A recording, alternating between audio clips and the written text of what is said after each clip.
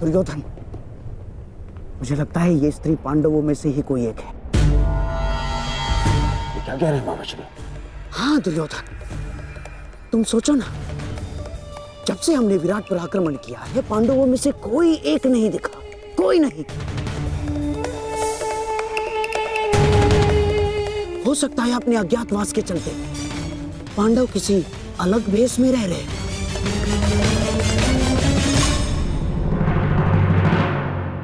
दुर्योधन, मुझे पूर्ण विश्वास है कि ये पांडवों में से ही कोई एक है। तुम मेरी बात मानो, ये वही है। यदि तुम किसी भी प्रकार इससे ये उगलवा सको तो पांडवों का अज्ञातवास भंग समझो। दुर्योधन, दुर्योधन, यदि हमने ये सिद्ध कर दिया कि ये पांडवों में से ही कोई एक है और स्त्री बनकर हमारे साथ छल कर रहा है, तो हम पुनः पांडवों को 13 वर्ष के लिए वनवास भेज देंगे।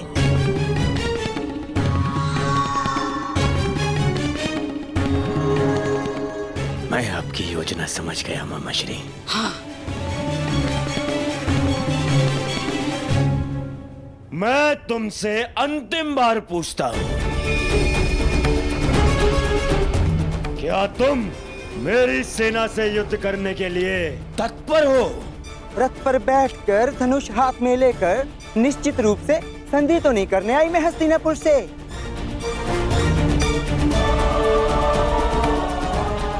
बृहनला नृत्य और संगीत भी नहीं जानती, और भी बहुत कुछ शेष है जो आपके समक्ष आने वाला है।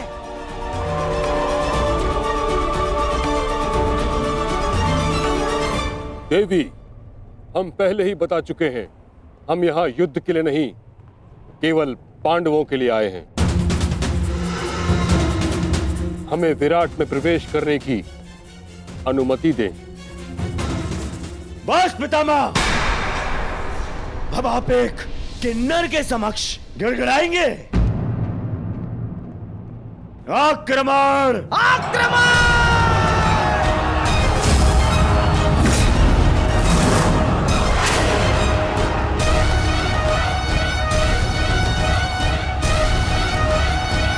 मैं अंतिम चेतावनी देती हूँ, विराट नगर की सीमा से दूर चले जाओ, अन्यथा मुझे अस्त्र चलाने होंगे।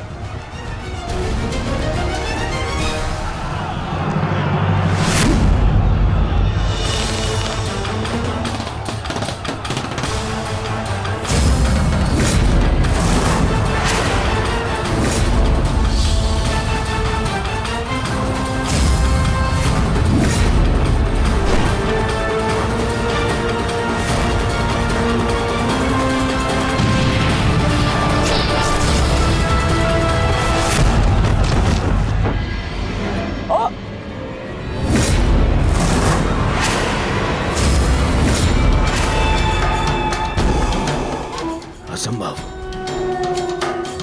एक स्त्री ऐसा नहीं कर सकती। और ऐसा धनुर कौशल अब एक बाण से मेरे सैकड़ों सैनिकों का वध कर दिया। वध नहीं किया युवराज, इन्हें केवल निष्क्रिय किया है। एक ही बाण से इतने सैनिकों पर ऐसा प्रहार करना कि उनके प्राण न जाएं, ये केवल गहन साधना और वर्षों के परिश्रम से ही संभव है।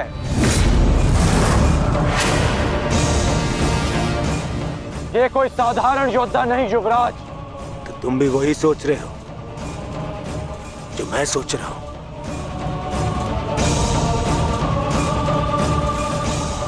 इसका कौशल तो यही संकेत कर रहा है, परंतु कैसे? ये तो एक किन्नर है। यदि ये वही है जो हम सोच रहे हैं, तो मेरा मंतव्य और तुम्हारा लक्ष्य आज एक साथ पूर्ण होंगे। बहुत गर्व है ना अपनी सैन्य शक्ति पर दुर्योधन, परंतु इन निर्दोष सैनिकों के प्राण क्यों गंवा रहे हो?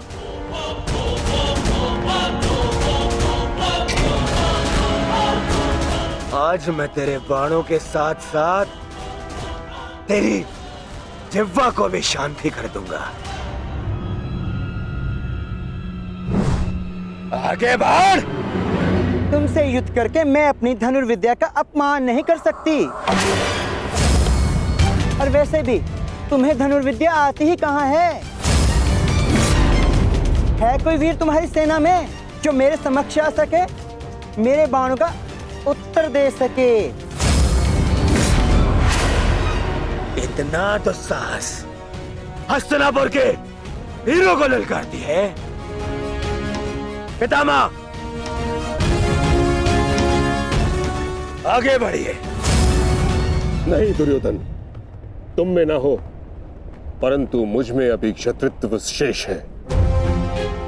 मैं किसी नारी पर शस्त्र नहीं उठाऊंगा, और ये अर्धनारी है।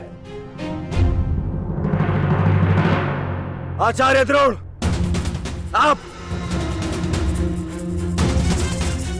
आप इस किन्नर को इसकी भूल का आभास कराइए। आप आगे बढ़िए। चलो सारथी।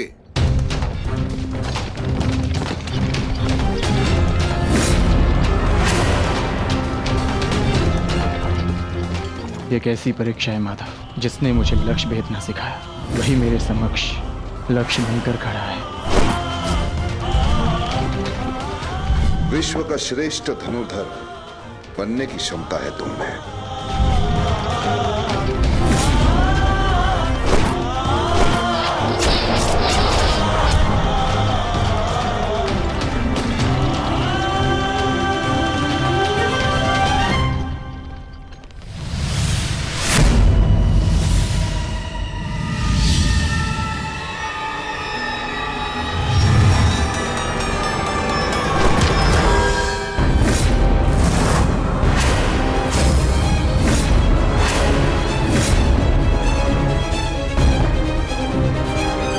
मुझे प्रणाम करने वाला ये किन्नर कहीं मेरा शिष्य अर्जुन तो नहीं? परंतु ये कैसे संभव है? अभी सिद्ध हो जाएगा कि ये अर्जुन है या नहीं। सावधान।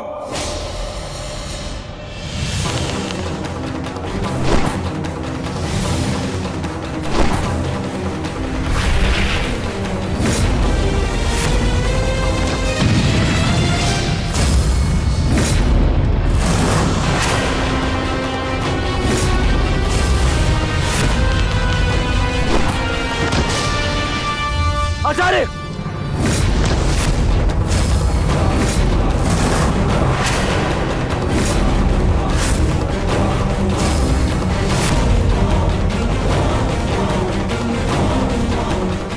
अर्जुन,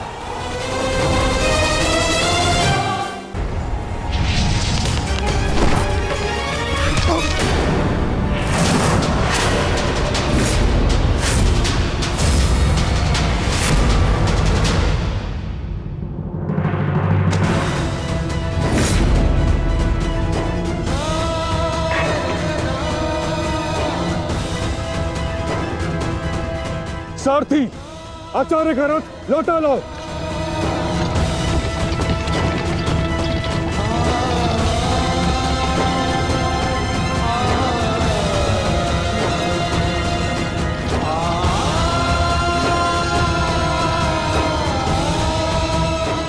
क्षमा चाहता हूँ गुरुदेव, मैंने कभी सोचा भी नहीं था कि आपकी ही सिखाई हुई विद्या का प्रयोग मैं आप पर करूंगा।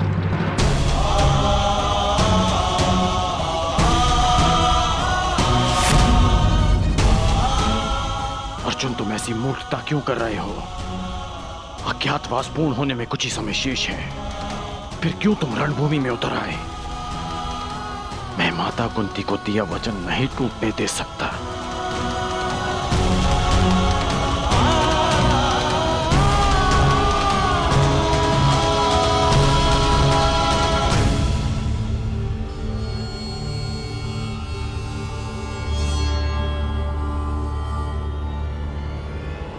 दुर्योधन, समय निकलता जा रहा है। हमें शीघ्र ही इस पांडव को पराजित करके इसका वास्तविक रूप सामने लाना होगा दुर्योधन। और यदि ये पांडव ना हुआ तो? आंखें खोलो दुर्योधन, देखो इस साधारण किन्नर ने किस प्रकार द्रोण को पराजित किया है। किसी भी साधारण योद्धा में इतना शौर्य तो नहीं है कि आचार्य द्रोण को पराजित कर सके। तुम्हें क्या लगता है कि अर्जुन के अतिरिक्त और कौन हो सकता है? पहचानने का प्रयास करो इसे। तुम दोनों ने एक ही साथ, एक ही स्थान पर, एक ही गुरु की छत्र छाया में अभ्यास किया है। अपनी आंखों से इसे धनुर्विद्या सीखते हुए देखा है तुमने। पहचानो इसे, कौन है ये?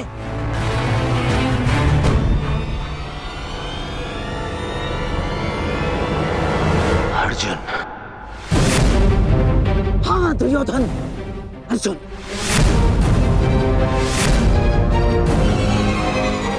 अब तुम्हें कैसे भी करके इसका वास्तविक रूप पितामह के सामने लाना है, और उसके लिए तुम्हारे पास केवल एक अस्त्र उपाय है।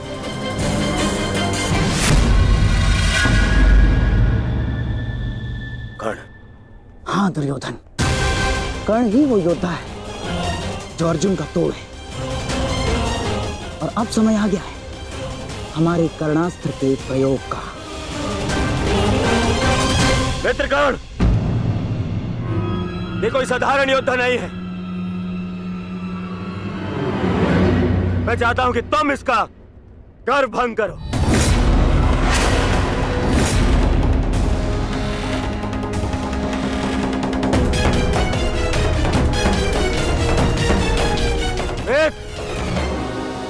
विलंब मत करो, हमारे पास में समय कम है। देखो सूर्यास्त होने वाला है।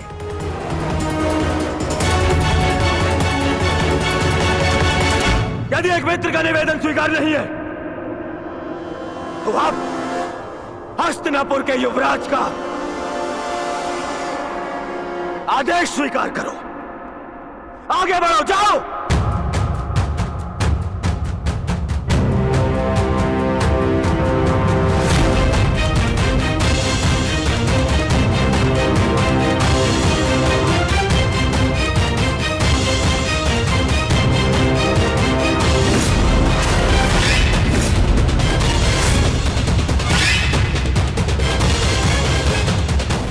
अब आएगा युद्ध का आनंद। आज पूर्ण होगा वो अधूरा द्वंद्व।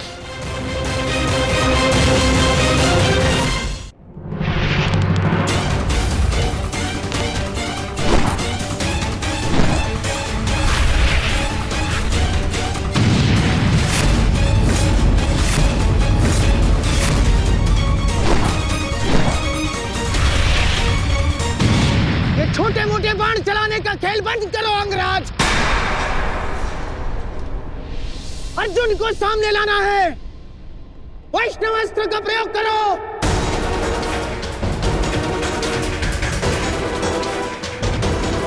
मैं वैष्णव अस्त्र प्रयोग नहीं कर सकता। समझते क्यों नहीं हो अंगराज? इस धरती पर केवल एक ही महायोद्धा है जिसके पास पशुपतास्त्र है, और वो है अर्जुन। और यदि इसने पशुपतास्त्र का आह्वान किया तो इसका अज्ञातवास तो भंग हो जाएगा, और पशुपतास्त्र तभी सामने आएगा अंगराज जब उसके समक्ष महाशक्तिशाली वैष्णव अस्त्र का प्रयोग होगा।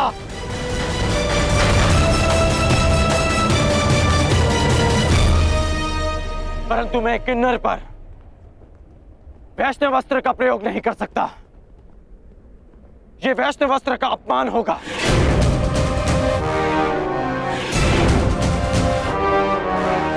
और वैसे भी ये अस्त्र बहुत शक्तिशाली है। तो हमारे सामने खड़ा योद्धा कौन सा कम है अंगराज? देखा नहीं, बात ही बात में उसने हमारे सैनिकों को कैसे धूल चटा दी। और तुम्हारा युद्ध कौशल हम कई बार देख चुके हैं, परंतु अब कौशल इसी में है कि समय बचा लिया जाए। समझे तुम? मैं मामा श्री की बात से सहमत हूं कर्ण। वैष्णव अस्त्र का प्रयोग करो कर्ण, बंद करो इसका।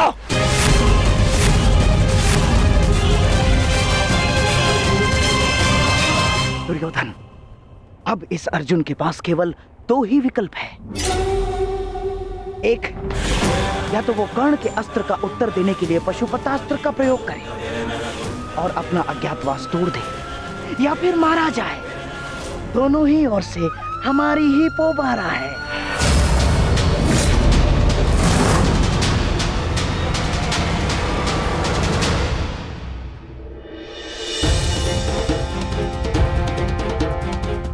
बस कुछ क्षण और, सूर्यास्त होने के साथ साथ यह अज्ञातवास भी अस्त हो जाएगा। बस एक ही भय, हिरण्यला के अर्जुन होने का भेद ना खुल जाए। ज्येष्ठ, विराटनगर अब सुशर्मा से सुरक्षित है।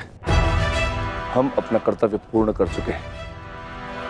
हमें शीघ्र ही अर्जुन की सहायता के लिए रणभूमि में जाना चाहिए। नहीं भी, हिरण्यला के रूप में वो भले ही अर्जुन को ना पहचान पाए। यदि हम पांचों एक साथ गए तो अज्ञातवास निश्चित रूप में भंग हो जाएगा। तो क्या हम अनुज अर्जुन को निस्सहाय छोड़ दें? आर्य अर्जुन निस्सहाय नहीं है आर्य भीम, वो तो पशुपातास्त्रधारी है और अभी तक उनकी ओर से कोई सूचना भी नहीं आई। इसका अर्थ तो यही है कि इन्होंने कौरवों को अभी तक उलझा के रखा है। मेरा अनुज अर्जुन वीर है, परंतु वो अकेला आचार्य द्रोण, पितामह भीष्म और कर्ण के बल का सामना कैसे करेगा? वहां शकुनी का छल भी होगा। संशय में मत रहिए ज्येष्ठ, अर्जुन को हमारी आवश्यकता है।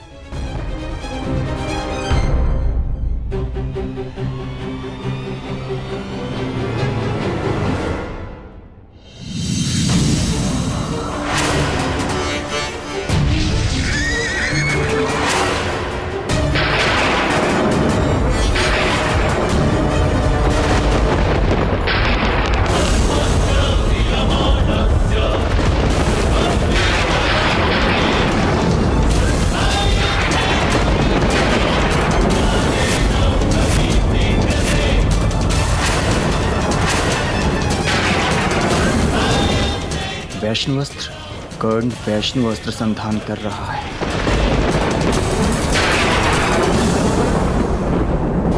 ये पशुपतास्त्र हर दिव्यास्त्र का उत्तर है अर्जुन। वैष्णवास्त्र हो या ब्रह्मास्त्र, पशुपतास्त्र सबको निस्तेज कर देगा।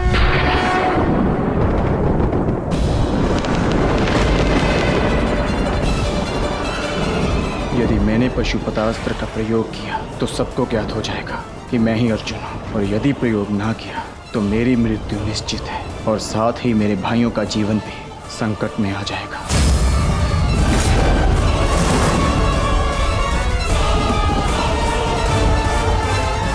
12 वर्ष का वनवास और सही, परंतु मैं अपने भाइयों और पांचाली को निर्बल नहीं होने दूंगा।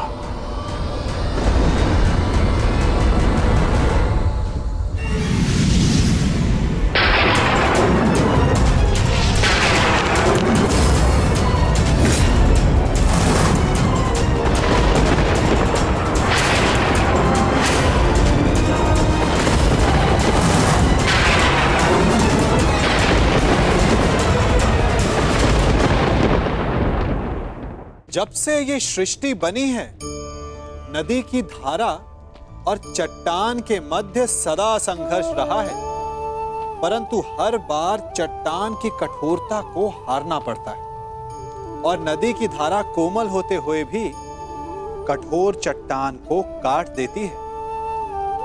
कभी सोचा है क्यों चट्टान इतनी कठोर और जल इतना कोमल, चट्टान इतनी दृढ़ और जल इतना लचीला, फिर भी सदा जल कठोर चट्टानों के मध्य से अपना मार्ग बना ही लेती है? कारण केवल एक है और वो है लगातार चलने की क्षमता। जल बढ़ता रहता है, चट्टान अडिग रहती है। इसी कारण जल चट्टान को काटकर मार्ग बना लेता है।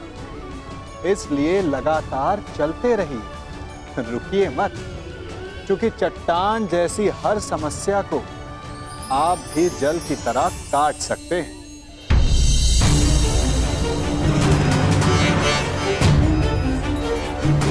12 वर्ष का वनवास और सही, परंतु मैं अपने भाइयों और पांचाली को निर्बल नहीं होने दूंगा।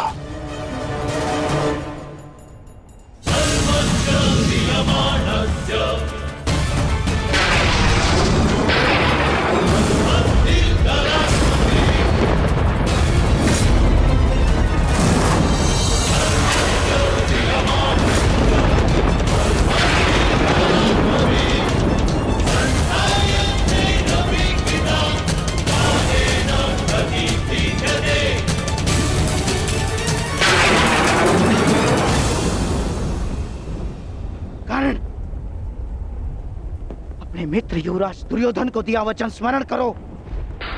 प्रयोग करो वैष्णवास्त्र का, प्रयोग करो। मुझे अपने मित्र कर्ण के ऊपर पूर्ण विश्वास है।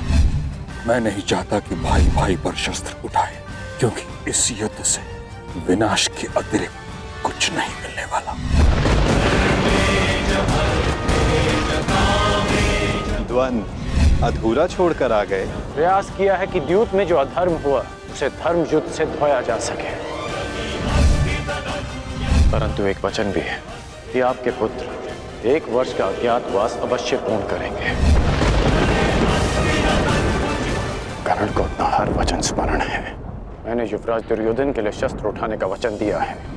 युद्ध तो मैं अवश्य करूंगा, परंतु मैंने एक और वचन दिया है कि आपके पुत्र अज्ञातवास पूरा करेंगे, और यह वचन भी मैं अवश्य पूरा करूंगा।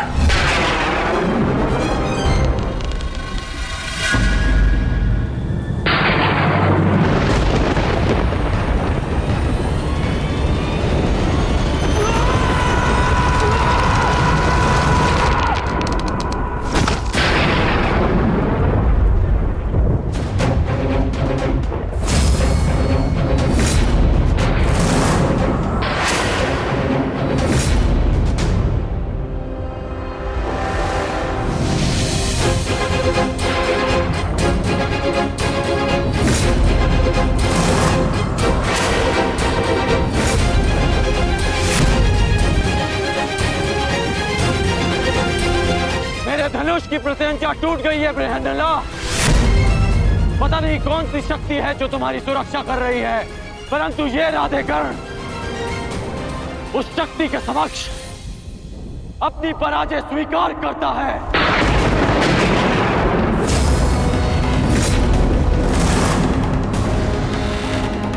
क्षमा कीजिएगा युवराज, परंतु मैंने आपको अपना दिया वचन और हस्तिनापुर के लिए अपना उत्तरदायित्व पूर्ण करने का प्रयास किया, परंतु प्रारब्ध ने मेरा साथ नहीं दिया।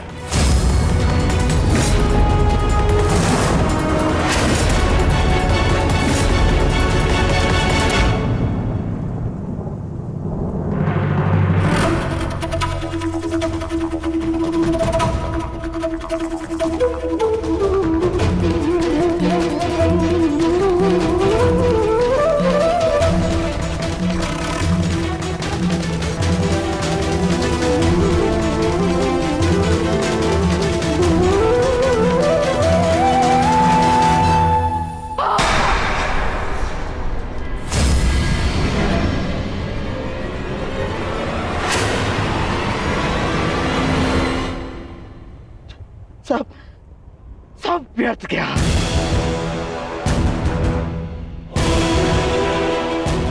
इतना परिश्रम, इतनी योजना, सब व्यर्थ गया। सब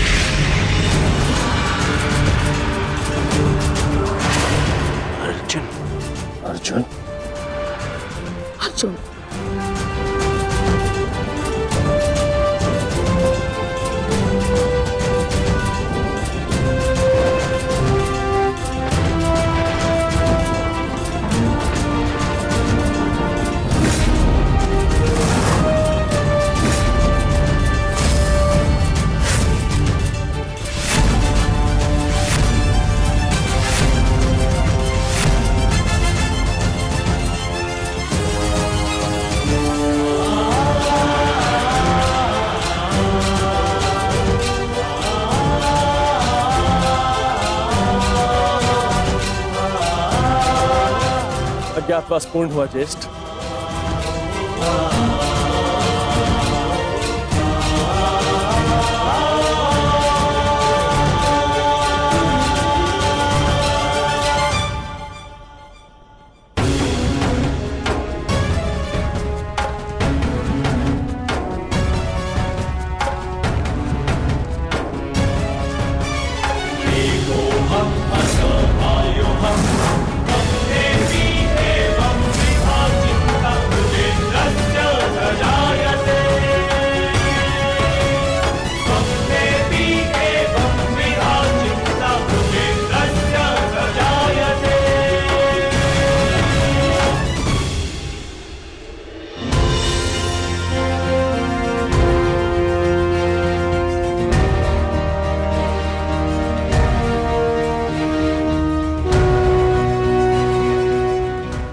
के अनुसार हमने 12 वर्ष का वनवास और 1 वर्ष का अज्ञातवास पूर्ण कर लिया है पितामह।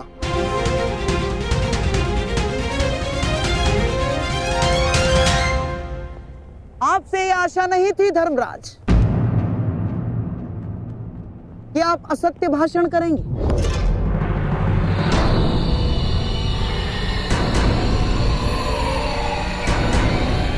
कैसा असत्य? ज्येष्ठ भ्राता श्री ठीक कह रहे हैं, हमारा अज्ञातवास पूर्ण हो चुका है। नहीं प्रिय अर्जुन, सभी नियमों का पालन नहीं हुआ है।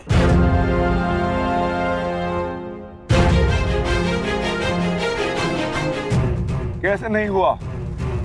13वें वर्ष में हमें कोई पहचान ना सके, यही नियम था। हाँ, और इस नियम को समझने के लिए तुम लोगों के पास पुनः 13 वर्ष का समय होगा भीम, है ना दुर्योधन? समझाओ इसे। हाँ मामाश्री,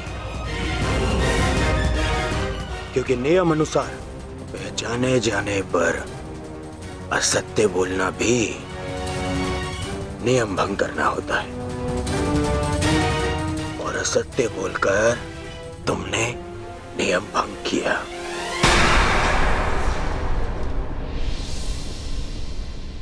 क्या सत्य कहा हमने? अपने अनुज से पूछो युधिष्ठिर। क्यों अर्जुन, जब मैंने तुमसे तुम्हारा परिचय पूछा तो क्या कहा था तुमने? बृहनिल्ला, बृहनिल्ला नाम है मेरा। आचार्य द्रोण पितामह भीष्म के समक्ष, पूरी कौरव सेना के समक्ष अर्जुन ने असत्य कहा था। अपना नाम बृहनिल्ला बताया था, अपने आप को किन्नर बताया था।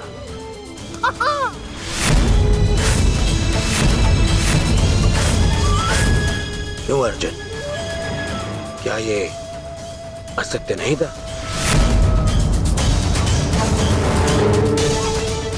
आपने भी तो सुना था पितामह। बोलिए पितामह, अर्जुन ने ऐसा नहीं कहा था? हाँ, अर्जुन ने असत्य कहा था।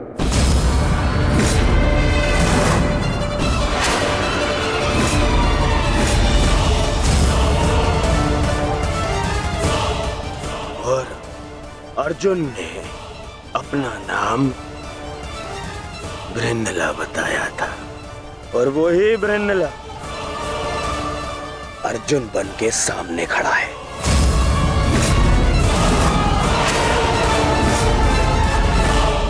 अर्थात अज्ञातवास भंग माना जाता है।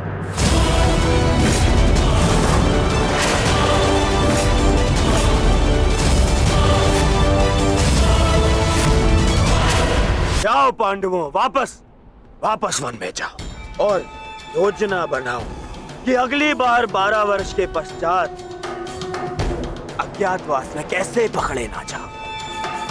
हैं? जाओ। जाओ जाओ जाओ। नहीं दुर्योधन, अज्ञातवास भंग नहीं हुआ है दुर्योधन।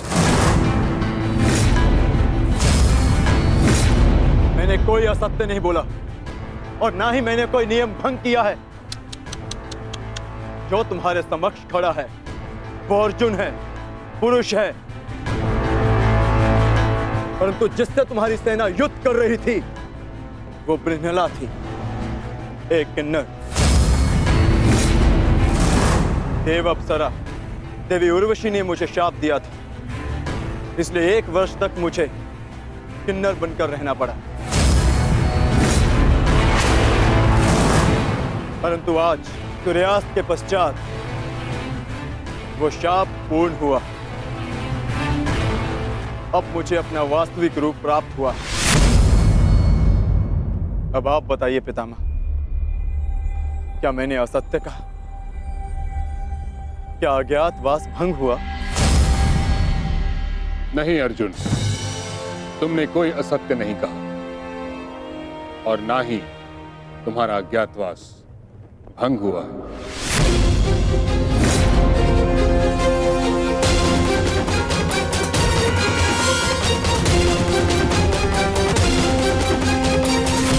परंतु मैंने इसे पहचान लिया था पितामह।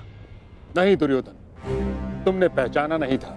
तुम्हें आभास हुआ था कि ऐसा बाण केवल अर्जुन चला सकता है। यदि तुम्हें विश्वास होता तो तुम अंगराज से वैष्णवास्त्र का संधान करने को नहीं कहते। इसलिए मौन रहो। मैं ये घोषणा करता हूं कि पांडवों का अज्ञातवास सफलतापूर्वक पूर्ण हुआ।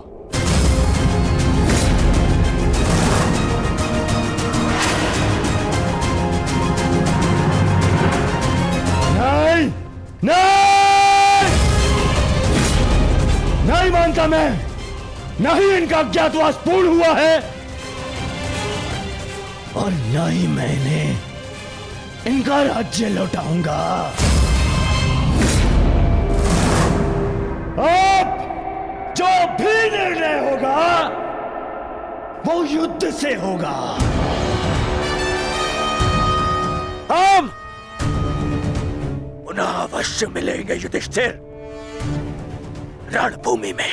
स्मरण रखना दुर्योधन, हमने कभी युद्ध नहीं चाहा था।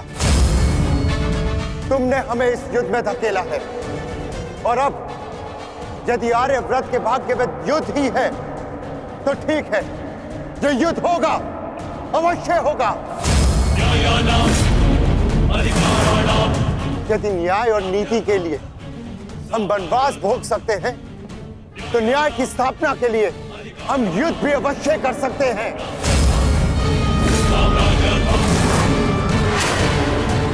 उचित कहा तुमने धर्मराज। युद्ध होना निश्चित है जिसे कोई नहीं रोक सकता।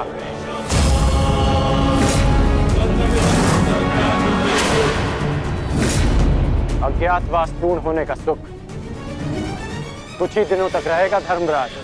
हमने बिन 13 वर्षों को यूं ही नहीं काटा है कर्ण। जानता हूं, परंतु आप ये नहीं जानते कि इन 13 वर्षों के समाप्त होने की प्रतीक्षा आपसे अधिक मैंने की है। हर पल मैंने युद्ध की तैयारी की है धर्मराज।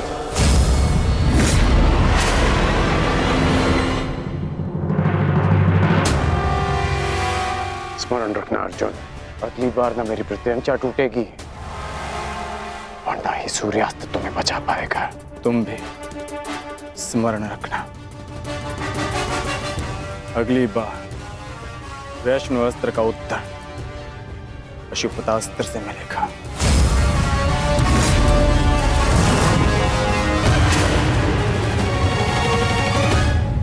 समझ में नहीं आता युधिष्ठिर, मैं किन शब्दों में आपका धन्यवाद करूं। आप पांचों ने ना केवल मेरी, मेरे परिवार की, अपितु मेरी प्रजा की भी रक्षा की है। आभार की आवश्यकता नहीं है महाराज, क्योंकि हम स्वयं आपके उपकारों के तले दबे हैं। यदि विराट नगर ने हमें शरण न दी होती तो हम फिर से 12 वर्ष का वनवास भोग रहे होते। सम्राट, समझ नहीं आता कि आपका ये ऋण कैसे चुकाऊंगा मैं। जीवन भर भी आपके चरणों में सेवा करूं, ये ऋण नहीं उतार पाऊंगा मैं। ऋण उतारने के लिए चरणों पर गिरने की आवश्यकता नहीं है विराट राज।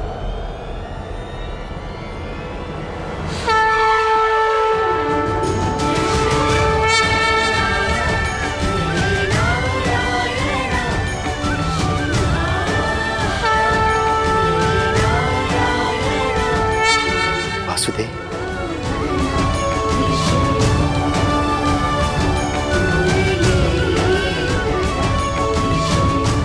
प्रणिपात वासुदेव। आपकी समस्या है कि आप पांडवों का ऋण कैसे चुकाएं, और उस समस्या का हल मेरे पास है विराट राज। तो आप ही बताइए वासुदेव, इस ऋण से कैसे मुक्त हो सकता हूं?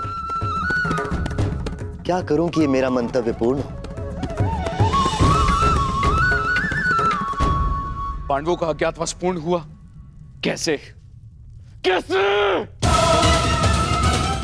इसका अर्थ जानते हो शकुनी? इसका अर्थ यह है कि पांडव लौटेंगे और अपना अधिकार मांगेंगे।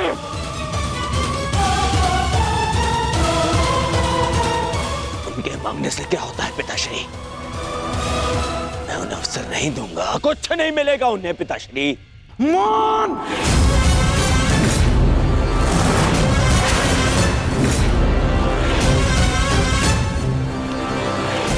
मान रहो दुर्योधन, मान!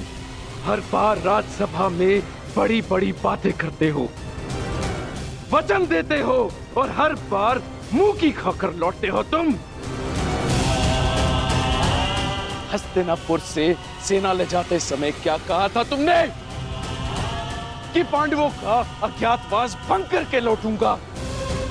और इस समय तुम मेरे समक्ष क्या सूचना लेकर आए हो? कि अकेले अर्जुन ने समस्त कुरु सेना को निरस्त्र कर दिया।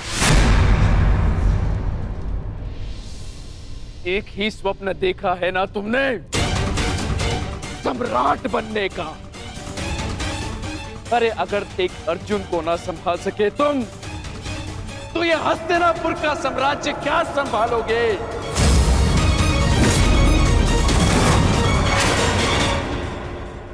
महाराज की जय हो। महाराज, विराटनगर से आपके लिए संदेश आया है।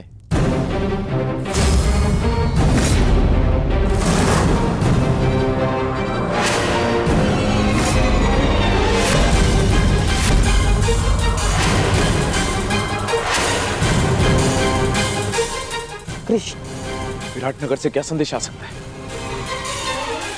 अवश्य उन पांडवों का ही संदेश होगा। युद्ध की चेतावनी भेजी होगी उन्होंने।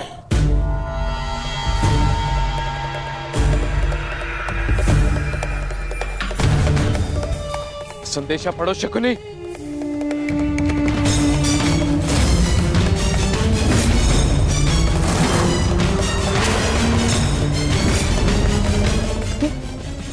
ये कैसे हो सकता है? क्या लिखा है इसमें मामाश्री? ये नहीं हो सकता दुर्योधन।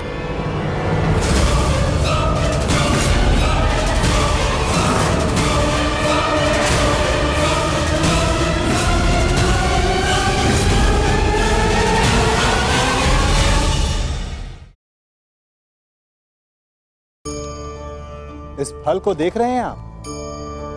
अभी अभी अपनी डाल से अलग हुआ है। बड़ा दुख होता है ना जब आप अपने उद्गम से अलग होते हैं, परंतु ये दूरी भी आवश्यक है। अब इस फल को ही ले लीजिए।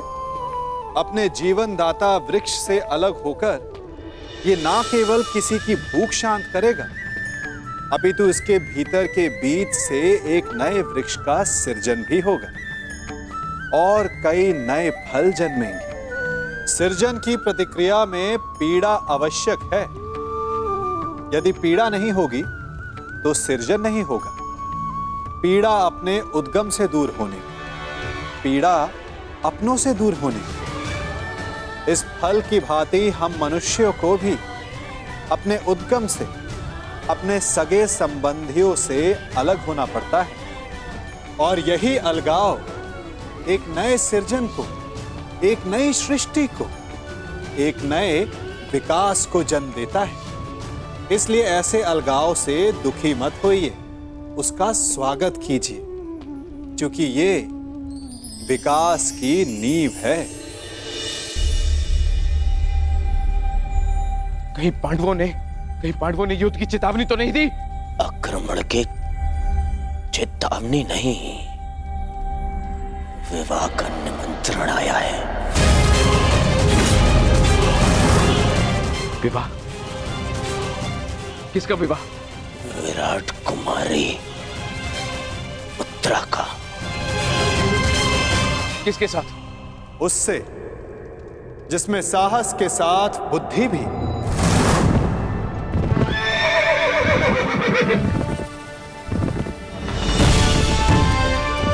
उसके हाथों में पर्वतों का बल है, जिसकी गति में पवन सा वेग है।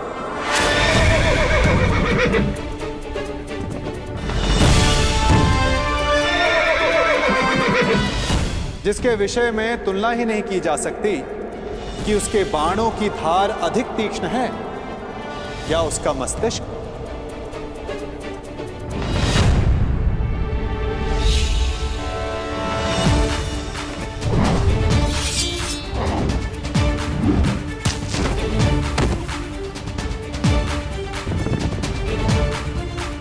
जो नर है, परंतु उसमें सिंह सी शक्ति, जिसे शत्रुओं को देखने के लिए नेत्रों की आवश्यकता नहीं।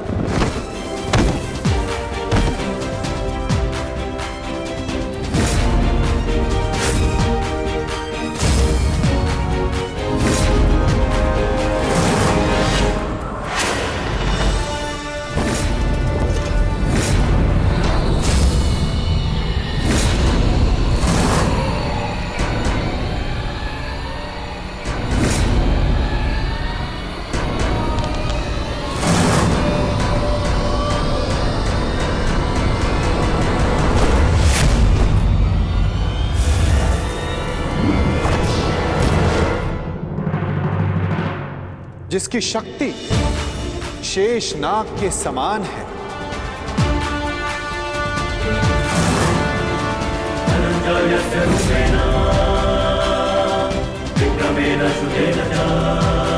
जिसके कौशल के समक्ष बड़े से बड़ा योद्धा झुक जाता है।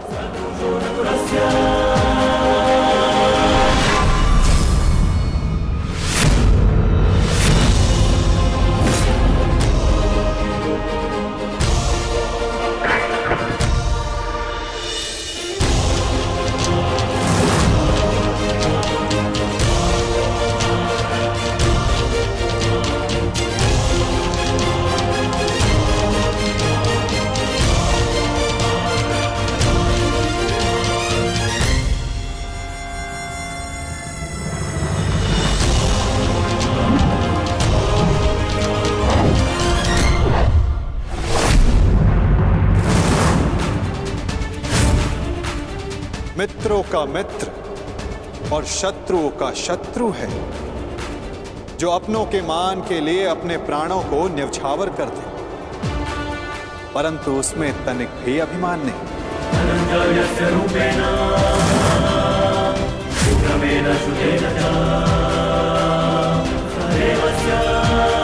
वो जिसे दाऊ और मैंने स्वयं शिक्षा दी, जो कुरुकुल का सूर्य है, वो है सुभद्रा और अर्जुन का पुत्र अभिमन्यु।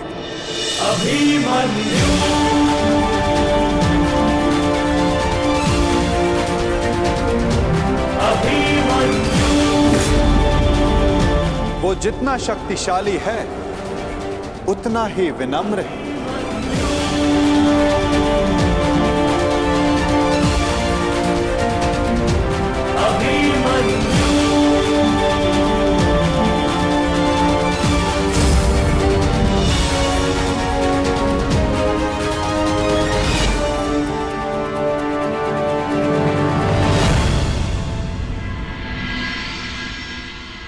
हे ईश्वर, इतना बड़ा सौभाग्य, महान धनुर्धर अर्जुन के पुत्र अभिमन्यु का विवाह मेरी पुत्री उत्तरा से।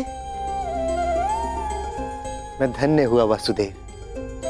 स्वप्न में भी नहीं सोचा था कि मैं महाशक्तिशाली पांडवों का समधी बनूंगा।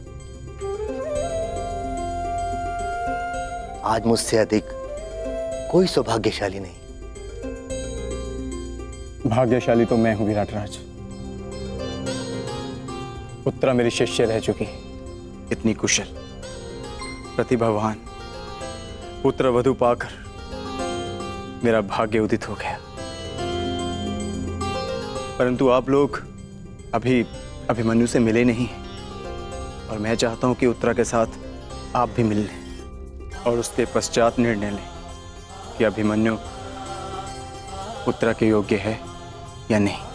अभिमन्यु आपका पुत्र है और जिसके शिक्षक स्वयं वासुदेव हो, तो उसकी योग्यता पर संदेह करना भी पाप है।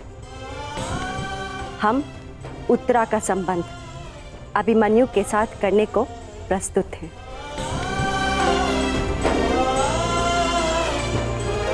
और आपका क्या निर्णय?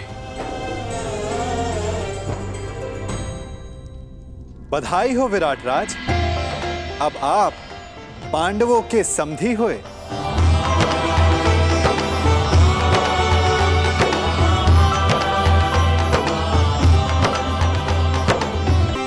इतना दुस्साहस, इतना दुस्साहस!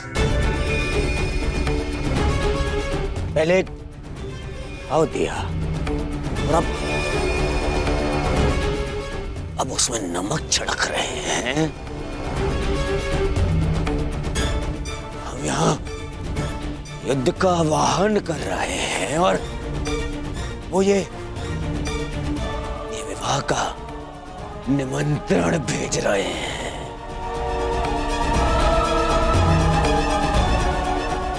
नहीं जाएंगे हम वहां, नहीं जाएंगे, कोई नहीं जाएगा वहां। ना ना ना ना दुर्योधन, हम वहां जाएंगे।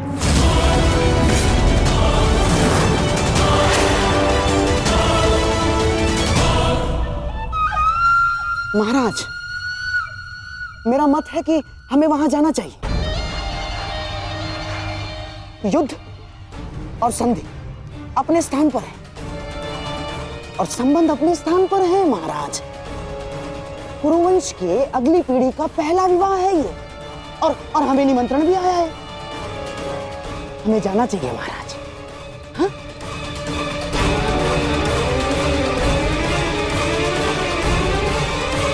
क्यों महामहिम, आप क्या सोचते हैं? आपके प्रिय अर्जुन के पुत्र अभिमन्यु का विवाह है, हमें उसे आशीर्वाद देने नहीं जाना चाहिए? जाना चाहिए महामहिम। हैं?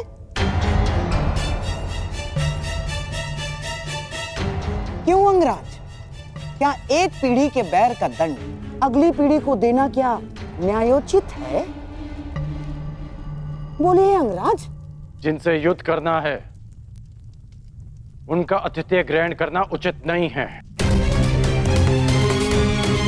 महाराज, यदि हम पांडवों के अतिथि बने तो वो ये संकेत देगा कि हम उनसे भयभीत हो गए हैं।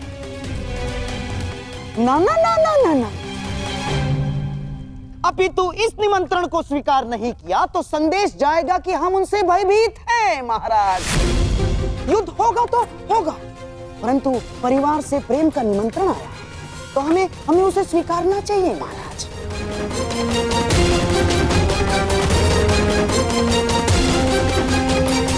ठीक सोचिए महाराज, पांडु आपके भाई थे और देवी कुंती अभी भी हस्तिनापुर में निवास करती है,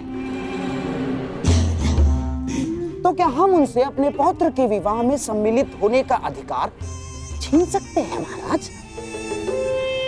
देवी कुंती के लिए हमें इस विवाह में अवश्य जाना होगा महाराज। प्रेम का प्रस्ताव आया है, उसे स्वीकार कर लेते हैं। यदि युद्ध की चुनौती आएगी तो उसे भी स्वीकार कर लेंगे।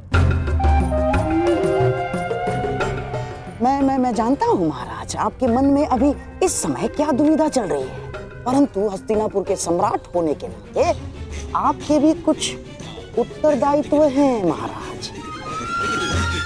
आप समझ रहे हैं ना महाराज मैं क्या कह रहा हूं?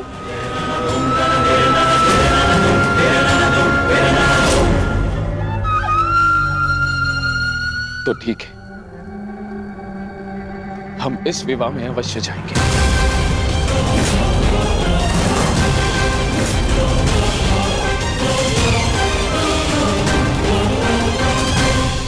कौरव का निमंत्रण देने की क्या आवश्यकता थी वासुदेव? क्योंकि कौरव तुम्हारे संबंधी हैं विकोदर, और हमने निमंत्रण केवल कौरवों को नहीं हस्तिनापुर को भेजा है, जहां तुम्हारी माता है, पितामह है। इतने वर्षों के पश्चात भी भीम को अपने क्रोध पर नियंत्रण करना नहीं आया। मैं अपने अनुज की ओर से आपसे क्षमा चाहता हूं वासुदेव, परंतु मेरे भी मन में यही प्रश्न है कि कौरवों को निमंत्रण क्यों? और अब भी मेरा उत्तर वही रहेगा युधिष्ठिर, कि कौरव तुम्हारे संबंधी हैं। पूछने का कोई लाभ नहीं ज्येष्ठ। माधव को यदि नहीं बताना है तो वो नहीं बताएंगे, परंतु मुझे विश्वास है माधव ने जो भी निर्णय लिया होगा हमारे हित में ही लिया होगा, क्योंकि माधव की आंखें भविष्य देख सकती हैं।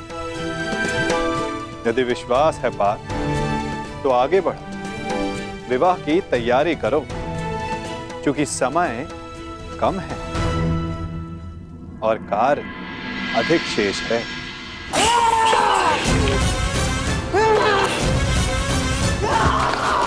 मामा जी,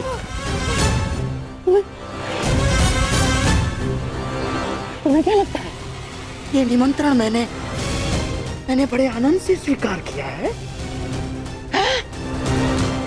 ये लगता है तुम्हें? मेरे मन से पूछो, मेरी आंखों में देखो दुर्योधन, तुम्हें उत्तर मिल जाएगा। कितना बड़ा अपमान है ये निमंत्रण मेरे लिए, ये निमंत्रण। परंतु यदि इतना बड़ा अपमान था मामा श्री, तो निमंत्रण स्वीकार क्यों किया मामा श्री? क्योंकि एक अपमान का उत्तर देने के लिए अपमान को स्वीकारना पड़ता है दुर्योधन। ये विवाह, ये संबंध, ये निमंत्रण मेरे लिए उस कृष्ण का प्रहार है दुर्योधन। प्रहार, बड़ा दुखदायी प्रहार है, और उस प्रहार का उत्तर देने मुझे जाना होगा दुर्योधन। और मैं जाऊंगा। तुम खड़े क्यों हो? तुम बैठो, मैं जाऊंगा। मैं जाऊंगा। मैं कुछ समझ नहीं पा रहा हूँ मामा श्री। उस छलिए ने मुझे हरा दिया दुर्योधन। मैं हार गया। हमने दिग्विजय करके उन्हें मित्र विहीन कर दिया।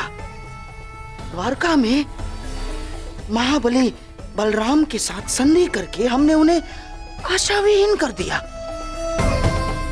परंतु उस छलिए ने एक ही क्षण में पांडवों को वो सब कुछ दे दिया जो हमने उनसे छीना था दुर्योधन।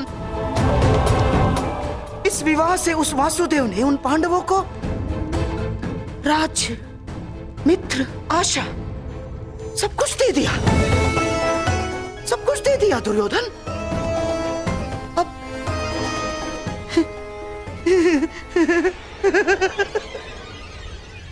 अब तुम्हारे समझ में आया कि उस छलिए ने हमारे साथ कैसा छल किया है।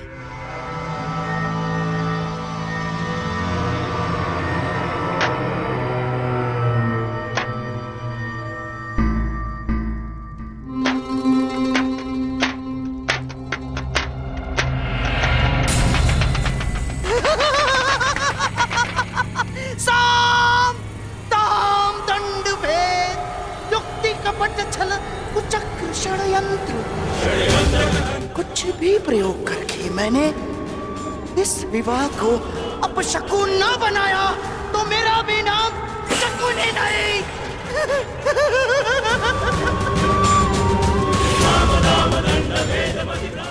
मेरी प्रतिज्ञा है, प्रतिज्ञा है मेरी, पांडवों का सबसे बड़ा सहारा, हार जाएंगे वो, उस छलिए को शकुनी का उत्तर मिलेगा दुर्योधन, इसे विवाह में मिलेगा।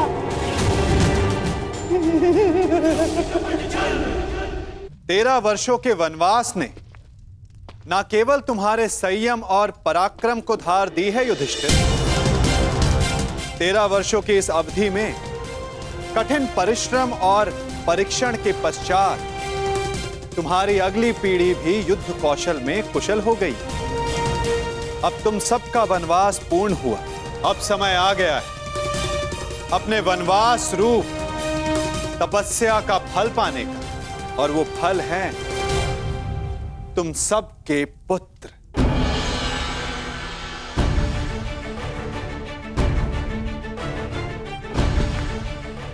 सर्वप्रथम प्रस्तुत है युधिष्ठिर पुत्र प्रतिविंध्य।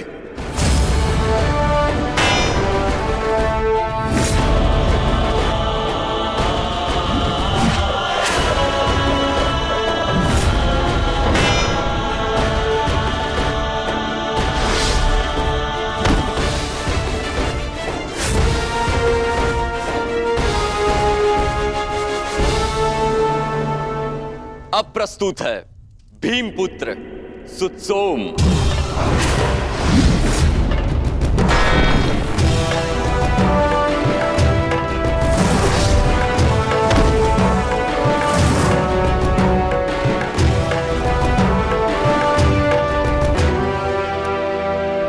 अगला शूर है गांडीवधारी अर्जुन का सुपुत्र शुद्धकर्म।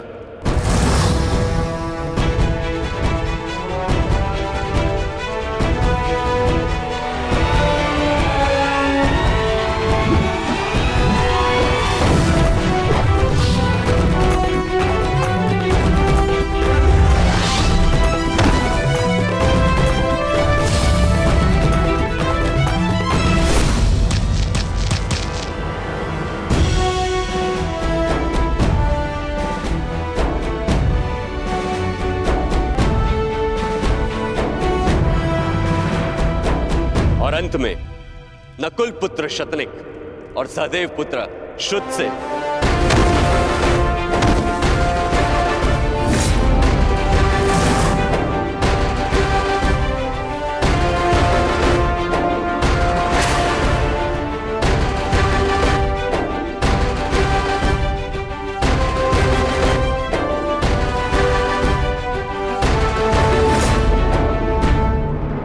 और अब प्रस्तुत होने जा रहा है वो योद्धा जिसने युधिष्ठिर का धर्म भी सीखा है, जिसमें भीम जैसा बल भी है, नकुल की एकाग्रता और सहदेव की चपलता, और धनुर्विद्या में अर्जुन जैसी निपुणता। वो है अर्जुन पुत्र महायोद्धा अभिमन्यु। कृष्णे गुणार्जुता पांडवेषु च ये गुणा अभिमन्यु दृश्यन्ते गुणसंचया अभिमन्यु।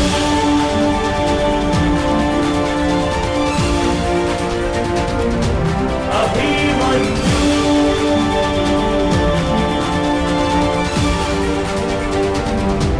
अभिमन्यु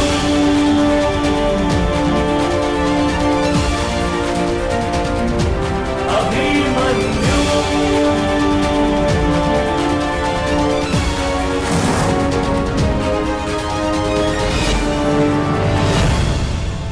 अपराध वो भावना है जिसके कारण संसार में सदा दुख ही व्याप्त रहता है। हम सब अपराधियों से घृणा करते हैं, उन्हें कोसते हैं, परंतु क्या कभी विचार किया है कि कोई भी जन्म से अपराधी नहीं होता। तो ऐसा क्या कारण है कि कोई इतना बुरा बन जाता है कि वो बुराई की सीमाएं ही पार कर जाए? कारण है कामना। यदि कामना पर नियंत्रण ना रखा जाए, यदि कामना को पूर्ण करने के लिए परिश्रम ना किया जाए, तो वो तृष्णा में बदल जाती है, और तृष्णा लालच में, और लालच छल में, और छल करते ही मनुष्य अपराध की ओर अपने पग बढ़ा देता है। इसलिए यह अत्यंत आवश्यक है कि मन की कामनाओं पर नियंत्रण रहे। यदि मन पर नियंत्रण रहेगा तो अपराध पर स्वयं ही नियंत्रण हो जाएगा।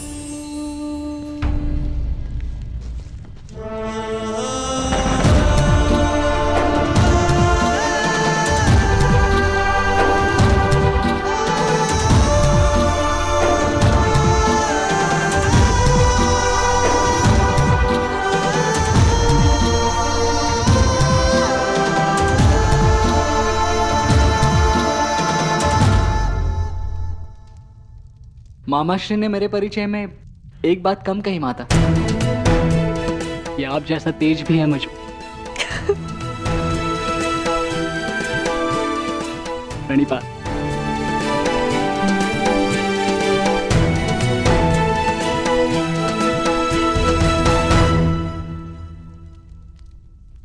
पुत्र अभिमन्यु,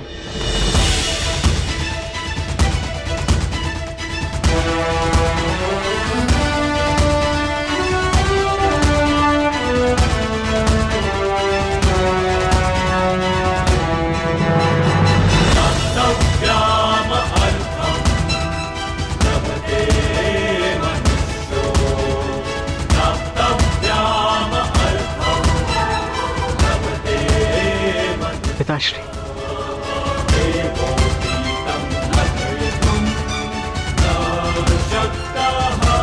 प्रणिपात।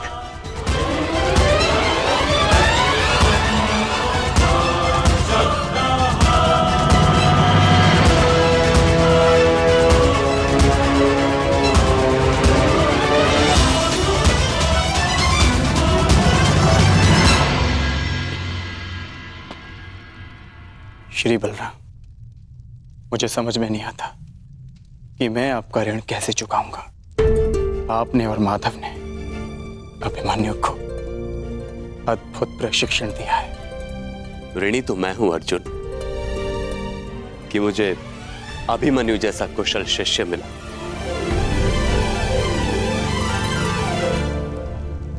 आपका पुत्र साम कहाँ है सखा? उसे नहीं लाए साथ में? क्या वो हमसे नहीं मिलना चाहता? वो यहां आने के लिए उत्साहित था, परंतु एक विशेष कार्य आ जाने के कारण उसे भेजना पड़ा, इसलिए वो यहां नहीं आ पाया।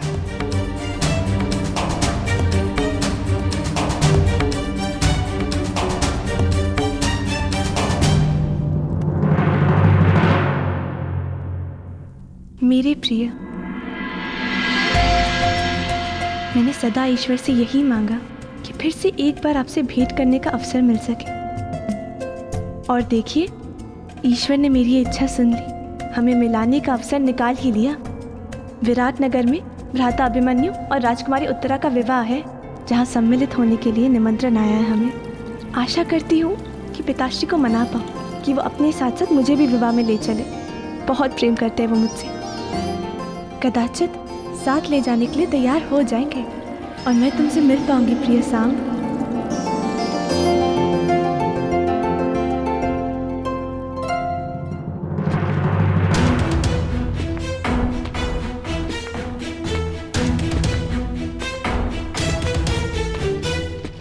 मैं हमेशा से चाहती थी कि मैं और तुम ऐसे ही किसी विवाह में मिले और साथ साथ स्वप्न देखे कि हमारा भी विवाह ऐसे ही जल्द से जल्द हो। समझे? मैं जानती हूँ कि आप इस विषय में गंभीर हैं। आप क्यों ना एक बार अपने पिता श्री वासुदेव कृष्ण से बात करें? मुझे विश्वास है वो अवश्य स्वीकारेंगे।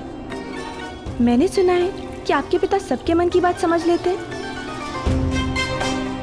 तो भला अपने ही पुत्र के हृदय की बात वो कैसे ना समझेंगे। यदि आपने अपने पिता से बात नहीं की तो मुझे अपने पिताश्री से बात करनी होगी। और ये आप भली भांति जानते हैं कि मेरे पिता की प्रतिक्रिया कुछ अच्छी नहीं होगी। इसलिए बात बिगड़ने से पहले ही संभाल लीजिए प्रिय। बहुत सारा प्रेम, केवल तुम्हारी लक्ष्मणा।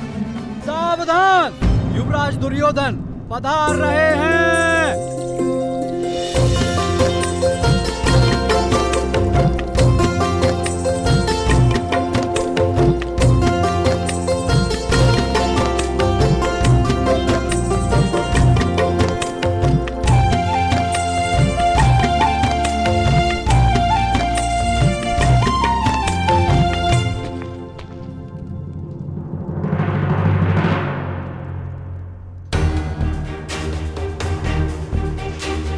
लक्ष्मणा,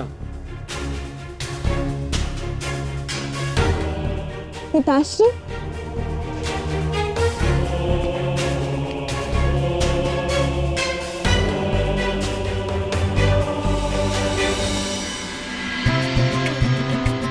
सदा प्रसन्न रहो पुत्री।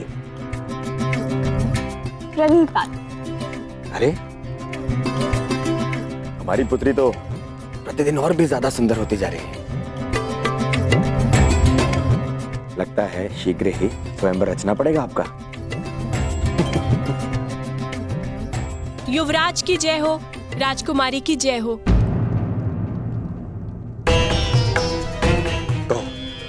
वो युवराज, राजकुमारी पक्षियों को दाना भिजवाना चाहती थी, इसलिए मैं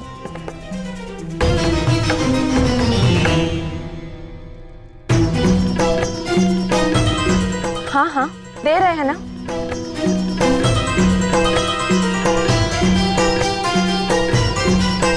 पुत्री, इन पक्षियों के साथ में खेलना कम कर दो।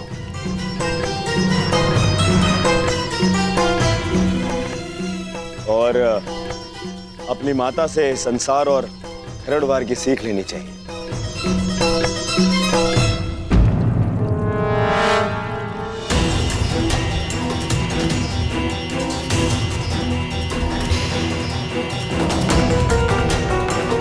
और श्रृंगार करना सीखो।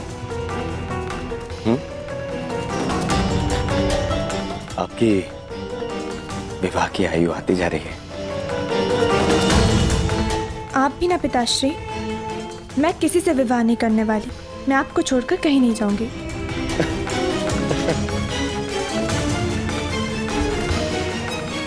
विवाह तो हर कन्या को करना ही होता है। और फिर अपने पिता का घर छोड़ के जाना होता है। नहीं,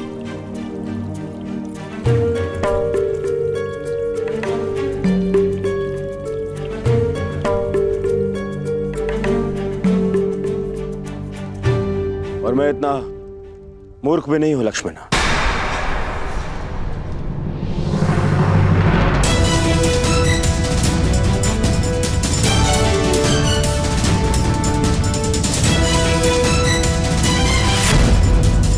और आपको लगता है कि आप अपने पिता से कुछ भी छुपाने में सक्षम हैं?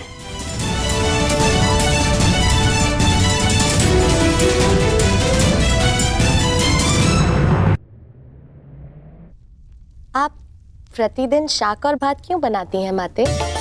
शाक भात मेरे करण का प्रिय है। उसे यहाँ आने का समय नहीं मिलता। मैं सोचती हूँ जब भी वो आएगा शाक भात देखकर उसे संतोष होगा।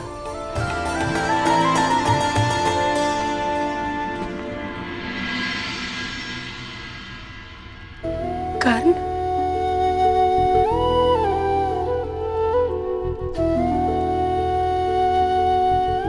कर्ण नहीं माता,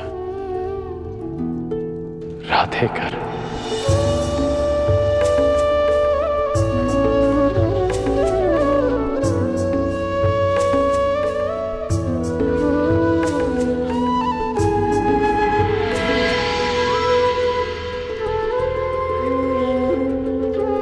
कैसी हो सुप्रिया?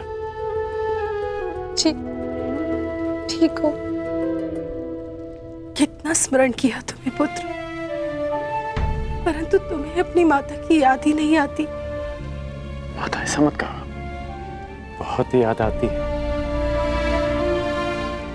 आइए माता।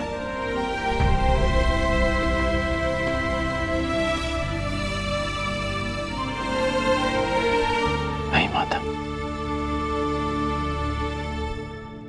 मुझे विराटनगर शीघ्र ही प्रस्थान करना होगा।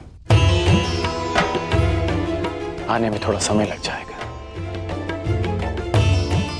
इसलिए सोचा जाते हुए आप सबसे मिलता जाऊं।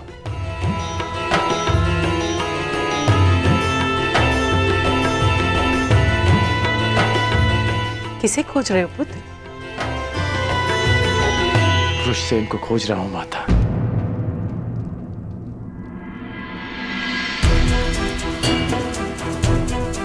बहुत समय हो गया उससे मिले। बहुत बड़ा हो गया होगा ना मेरा पुत्र?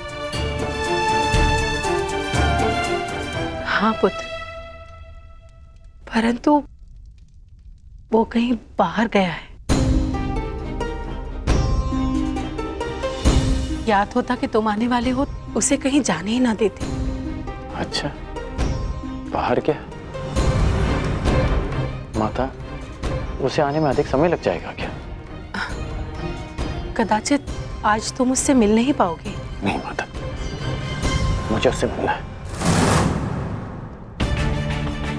पिछली बार भी विराट युद्ध से पहले जब मैं यहाँ आया था तो उससे नहीं मिल पाया था माता, परंतु इस बार मैं उससे अवश्य मिलूंगा।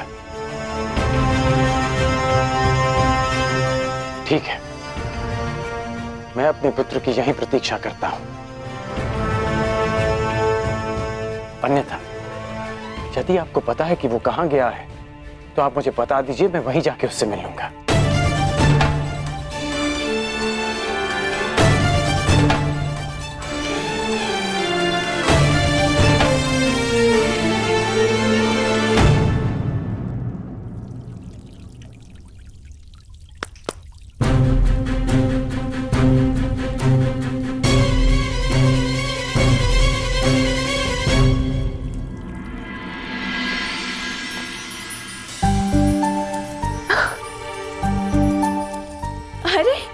वीणा, ये मेरे लिए है पिताश्री। आपने अपनी माता से यही मांगा था ना? पिताश्री, इसे सीखने की अनुमति है? अवश्य, क्यों नहीं? आप अपने हर एक निर्णय लेने के लिए स्वतंत्र हैं। जो चाहे आप कर सकती हैं। पिताश्री, वो मैं आपसे कुछ मांगना चाहती हूँ। मुझे भी आपके साथ विराटनगर चलना है।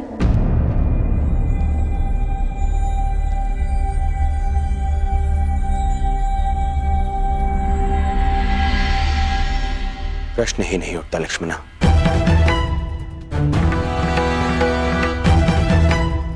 वहां वो पांडव हैं, मेरे शत्रु, और वो छलिया कृष्ण भी होगा।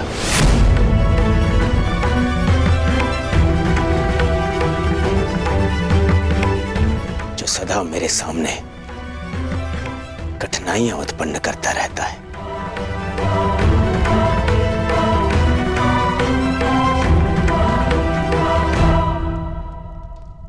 मैं अपनी पुत्री को किसी भी संकट में नहीं डाल सकता। परंतु पिताश्री, आप ही ने कहा था कि आप हमारी प्रत्येक इच्छा पूरी करेंगे।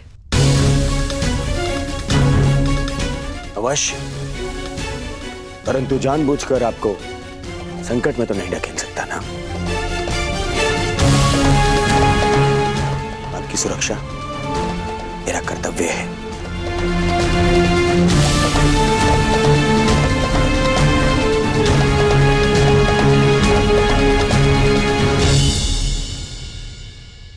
क्या मैं आपसे कुछ पूछ सकती हूँ पिताश्री?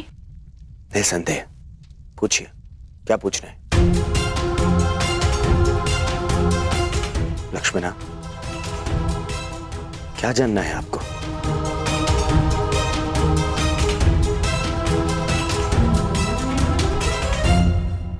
कुछ नहीं, फिर कभी पिताश्री।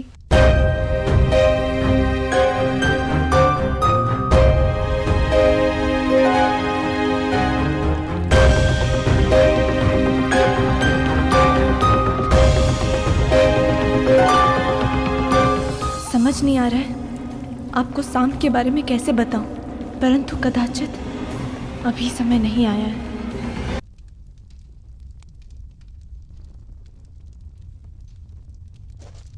क्या हुआ?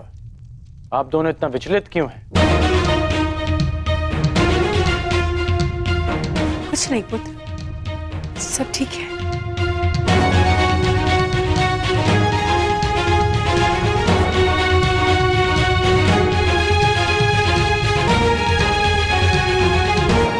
ऐसा प्रतीत हो रहा है माता कि आप मुझसे कुछ छुपा रही हैं। माता, वृषसेन कहाँ है? आप मौन क्यों हैं माता? सुप्रिया, हमारा पुत्र कहाँ है बताओ। जी पुत्र वो शिव मंदिर गया है। कुछ पंडित आए थे तीर्थ के लिए, उन्हें मार्ग दिखाने गया है। बस इतनी सी बात है। आप मुझे बता क्यों नहीं रही थी? ठीक है, मैं उसे वहीं ढूंढ लूंगा। करण, पुत्र वहां बहुत भीड़ होगी। कोई विवाह का आयोजन चल रहा है। उस भीड़ में कहां ढूंढोगे? तुम्हें विराटनगर के लिए विलंब हो रहा होगा। अगली बार मिल लेना। नहीं माता,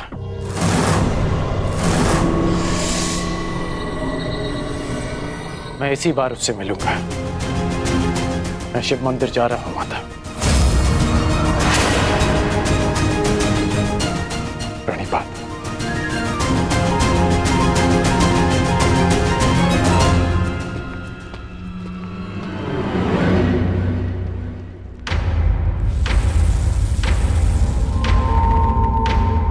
आवश्यकता पड़ने पर आप और आपकी सेना हस्तिनापुर की सहायता अवश्य करेंगे। स्वीकार। वासुदेव, हमें बलराम ने समर्थन देने का वचन दिया था, और तुमने उन पांडवों को समर्थन देके सब कुछ बिखेर दिया। वासुदेव, कैसे कैसे तुम्हें अपने मार्ग से हटाओ, कैसे तुम्हें पराभूत करो, कैसे तुम्हारा अंत करो वासुदेव, कैसे कैसे करो?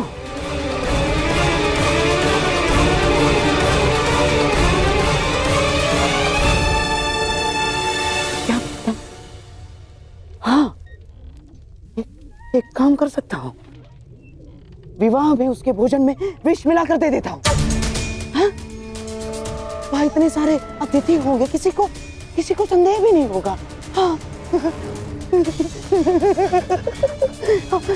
ऐसे ही करता हूँ। नहीं, गांधारराज, ये संभव नहीं है। ना, जब वो छलिया नवजात था, तब पूतना ने भी विष पिलाने का प्रयास किया था। जब पूतना से कुछ नहीं हो पाया तो मैं कैसे? ना, कुछ और करना होगा गांधारराज। सोचो। दासी, इधर आओ।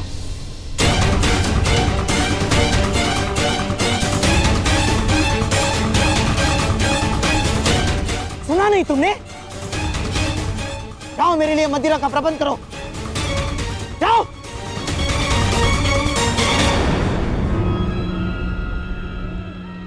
अब मैं ध्यान लगाकर सोच पाऊंगा।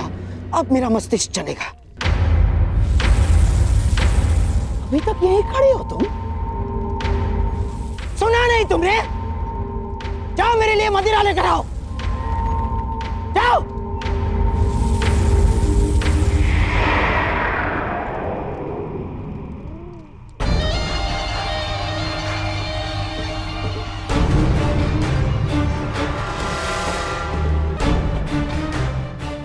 करूं उस वासुदेव का अंत?